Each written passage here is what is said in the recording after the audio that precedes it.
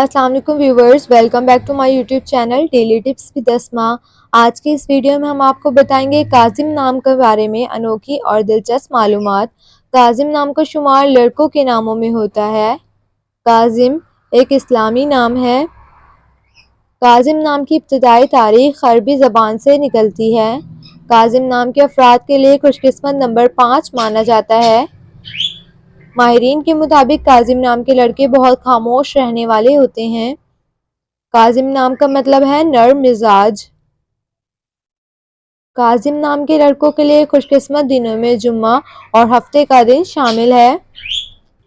काजिम नाम के अफराद के लिए मुवाफिक रंगों में नीला, बनफशी और काला रंग शामिल हैं। काजिम नाम के अफराद के लिए मुवाफिक पत्थरों में नीलम पत्थर शामिल है। खुशकिस्मती वाली धातों में हिंसों के हिसाब से लोहा शामिल है।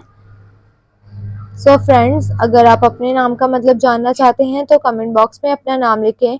इंशाअल्लाह हम आपके नाम की वीडियो ज़रूर बनाएंगे। Thanks for watching. अल्लाह हाफिज़।